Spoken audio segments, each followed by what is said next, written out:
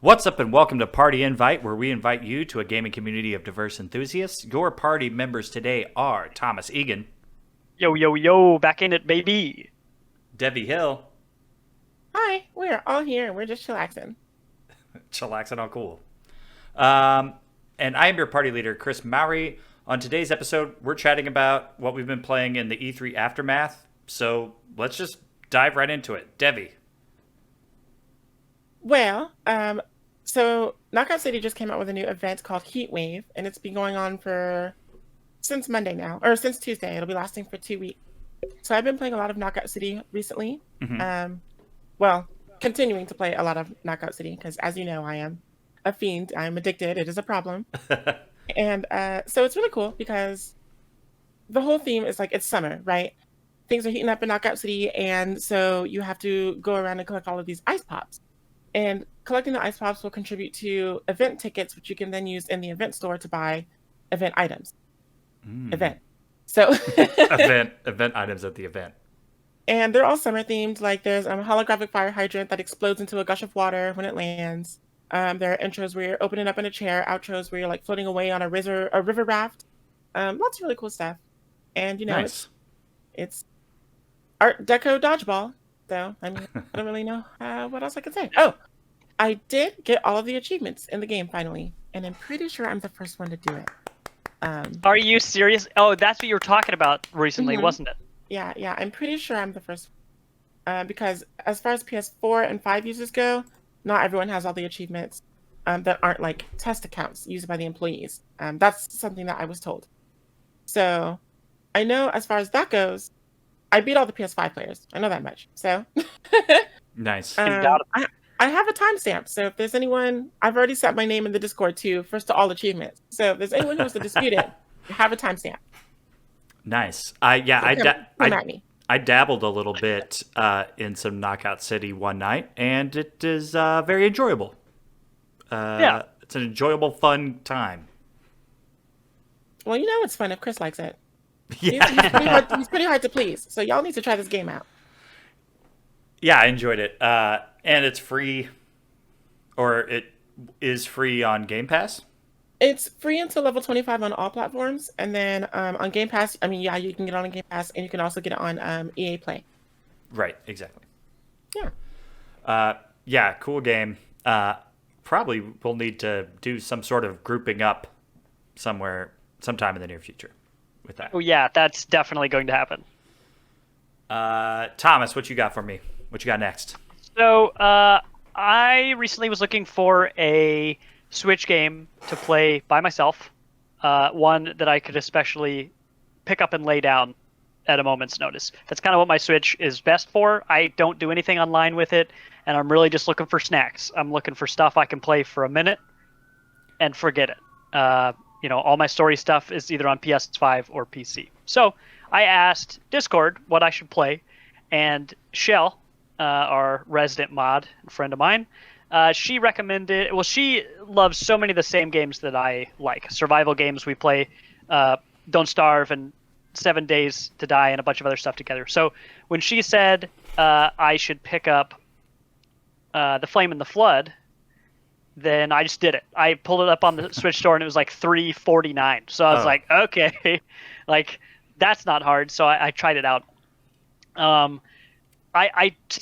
Still not really sure how I feel. I can tell you I'm not loving it, but I think there are kernels in it that I like, and I need to figure out how much of the learning curve is my fault because I can pick up some mechanics really fast and others just I cannot comprehend. Especially, it's one of the reasons I struggle with like really deep puzzle game or like deep games like Civilization or something, right? Yeah. Or even Darkest Dungeon, where I have to spend all this time like prepping and thinking of all this stuff, and then my mind is just like in SpongeBob when you see the bubble that's Patrick's mind and it's a carton of milk that just spills. Yeah. Like that's my brain with some of these games. So that's kind of how I feel with Flame in the Flood. You are a character and you have a dog and you jump on a raft and you've got health and body heat, sleep, and hunger to take care of, or something like that. I got at least 3 of those right.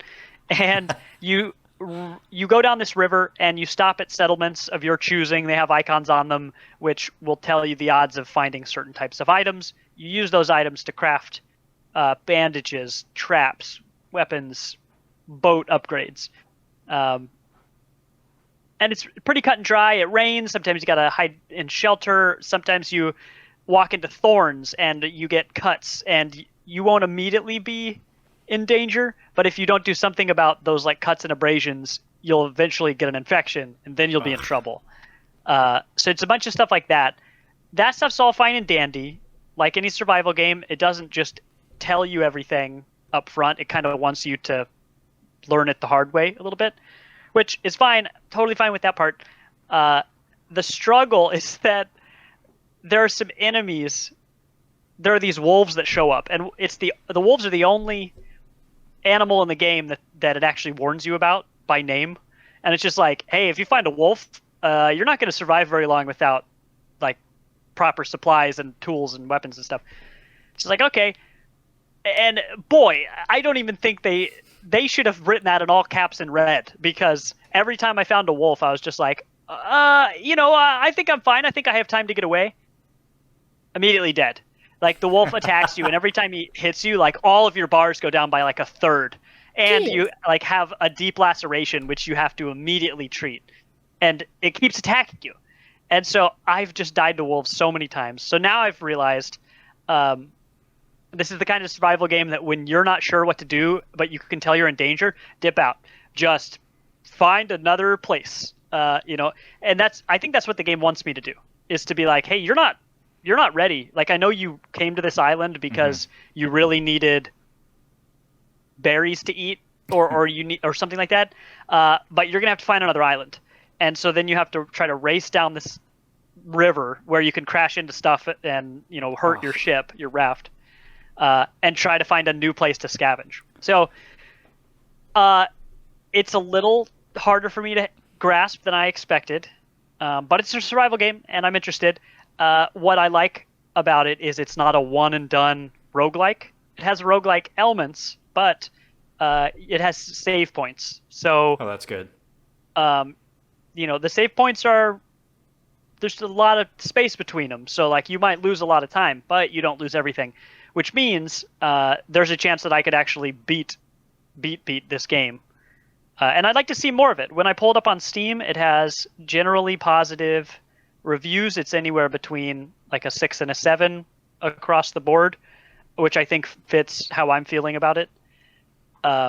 It's made by the Molasses Flood. They're the developer and publisher.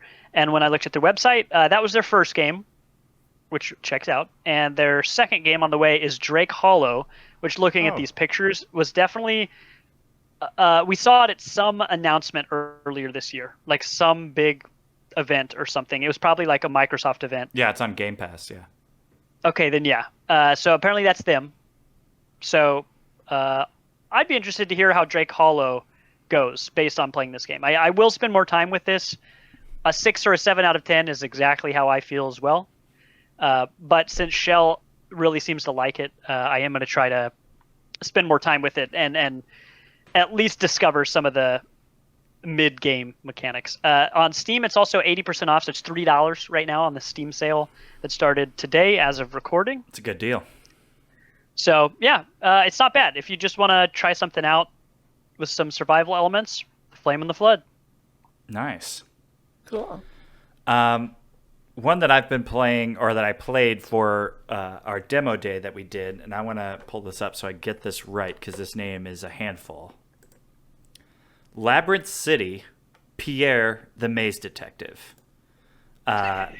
This game is Where's Waldo and I Spy all kind of mixed together. It's like a hand-drawn art style, and you'll see there's this little boy, Pierre, and you have a friend with you, giving me heavy Madeline vibes, if you remember the TV show Madeline from back in the day. I literally quote it every day. I'm like, that's all there is. So it gives me a lot of that, but it's like hand drawn. So it's very intricate, and there's all these moving parts of the maze. As you're walking through, luckily we were doing it on stream, so I didn't take 20 hours just to beat the first level, but I just wanted to look at it. I just wanted to stare at it, see all the little things that are going on. It's just so dense with stuff, and almost every inch of that screen is animated. It's moving in some way, and you don't even know what you're looking at until you really look. Yeah. And you're like, oh, damn, that statue's alive, and it lost its head. It's looking for it on the ground. Yeah, it's incredibly impressive. When I say it's like Where's Waldo, it is that. If you've ever opened a Where's Waldo book, and you're like, man, I wish this moved around, that's what this game is. And you're just trying to figure out how to get to the chests, how do you get to the gold stars. There's all these little puzzles that are also kind of hidden throughout that you could totally just bypass and don't even notice. Like, I kind of stumbled upon that one where there was all these pictures. We were in a museum, and there's all this artwork on the wall that was like tilted and wrong. And like I'd move one and it would move another. And so I had to figure out which order to move them in order to get them all straight and then get like a special thing. That was fun. It's just incredibly detailed. So I went ahead and bought it because it came out on Tuesday. I haven't dived in yet because I've been playing a couple other things. But I did, dabble through the demo, which is the opening of the game. There's a lot to like here. It says it's for kids and adults alike, but as I was talking to Thomas before the show started, I was like, I don't know, man. Like, Waldo books are for kids, right? And you're supposed to like be able to find Waldo and all the other little things you need to find. But the puzzles in this, and there's so much happening.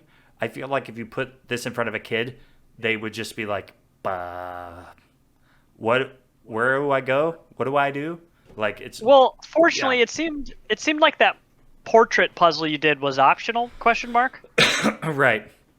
Yeah. But you're right. There's just so much I remember you saying, oh, I know how to do this. And while you said that, I was like, I don't know how to do this. Like, I saw the same thing you did, and I don't know what you're supposed to do here. Yeah. I would definitely agree with that. It's kind of a funny thing. Like, it looks so childish, but... And it seems like they're going for that. Like, they're going for, hey, this is for kids, but... Yeah, play this in your living room. Yeah. Right. And I think it's coming to Switch and all that kind of stuff, too.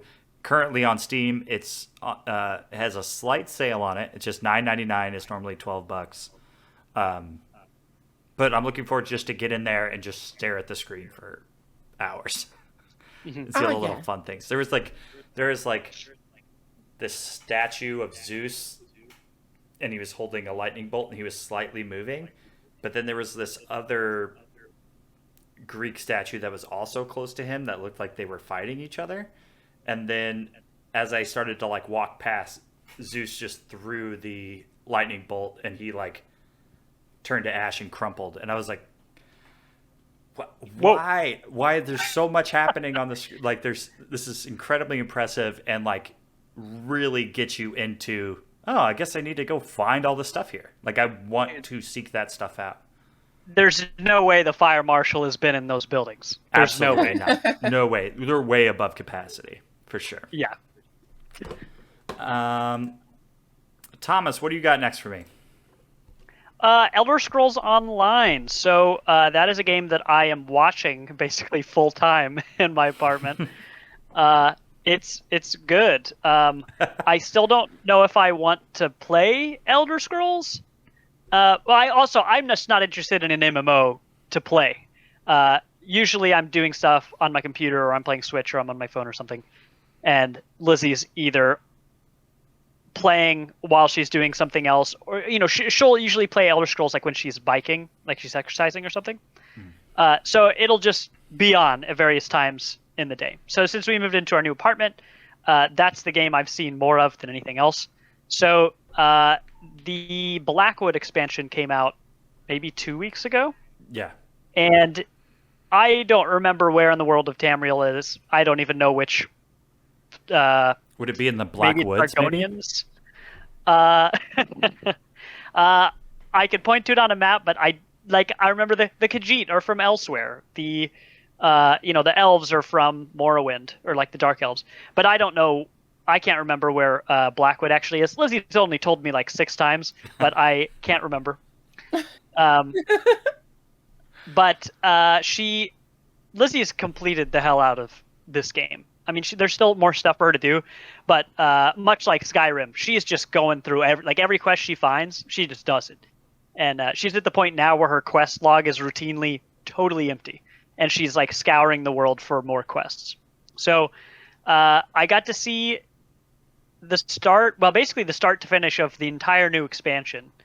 And dude, the story's really cool. The story's super cool.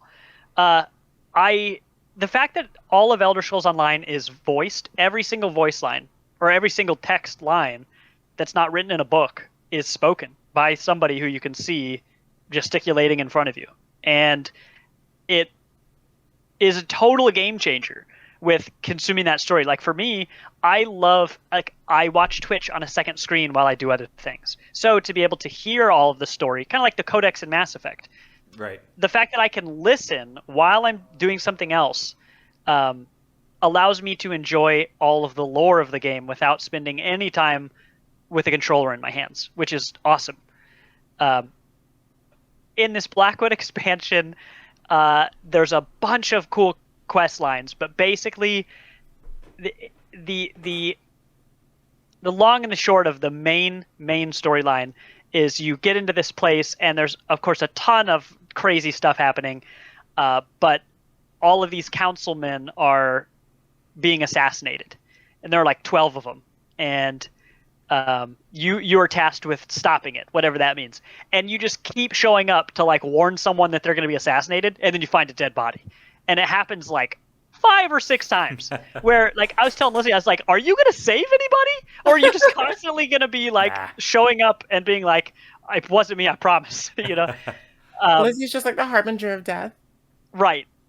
There's this funny, we'll post it at some point, but you walk up during this quest line, and this NPC is in this town center or whatever, and he's like, man, I sure could use somebody who had free time to help me because I'm just really swamped right now. You, citizen, come talk to me. And she takes like 1 step and talks to him, and the guy goes, citizen, I don't have time to talk to you. And it's like, wait, what? Didn't you just say? Yeah. You just asked me to talk. Oh, come on. Video games, am I right? But we have lots of funny things like that we've seen this expansion. But anyway, it's this whole like connected storyline where you're trying to figure out who this betrayer is, or like one of the councilmen out of the 12 is the bad guy, and you've got to figure out which one. But it was really interesting to watch, and then it all comes to a head with this giant, like huge scale attack on this castle in this area of the world. But it was just spectacular. I mean, the whole thing is like so many of these quest lines could be at least like a 30-minute TV show, like an animated show on Netflix or something. I would watch. After seeing what they've done with this MMO, I would watch it. So the expansion is cool, and then Lizzie went back to an older place. She went to Elsewhere, the Khajiit desert area, and she ends up doing just some random quest line that's in this one tiny little part of the world. And I was absolutely blown away by it. She was probably doing it for like at least an hour and a half, maybe like 2 hours. And to save you the pretty cool details, there's like these 2 brothers that long ago were tasked with like protecting all this stuff, and one of them went mad with power, and he started like trapping all these souls that were supposed to go to the good place, and instead he put them in the bad place and like ruled over them and all this stuff. And so over the course of this quest line, you get the good brother, you like resurrect his spirit or something, you go into the bad realm, there's all sorts of crazy stuff, but like at the very end, you're pretty sure that the good guy dies, is like his soul is like lost in the nether in like the saddest possible way, where he like did everything right, but his soul's just going to be like toast. And he's like, well, we knew this would happen. Thanks, though.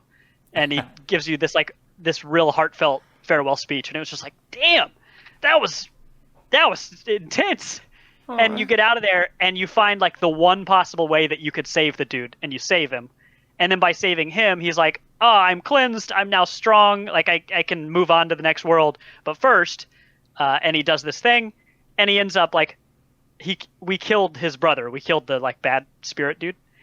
And so it like released the spirit. So the good guy was able to like cleanse his brother's spirit. And the last thing you see is him being like, come, brother, I forgive you. I'll be your shepherd into the good place, basically. And they both like held hands and like floated into the sky. But the whole thing, I was just like, holy shit, this is just a regular quest line in this game. Like that whole thing was a damn season of a show. Yeah. Like the whole thing from start to finish, I thought was just super well written. And as someone who thought he didn't care that much about Elder Scrolls, I was thoroughly impressed. Yeah. So, yeah, I totally see why people would play that game just for the story, which is how Lizzie does it. She's going to let me play some PvP here soon, which I'm excited about. She's got a strong character, and she avoids the PvP like the plague. But I want to see what it's like, so Cool. I'm going to take my own stab at that. Very cool. Well, be careful because, going into PvP, you might come across someone's long lost twin who needs to be like persuaded to join and Like everyone stop. Right. Devi, talk to me about Naraka Bladepoint.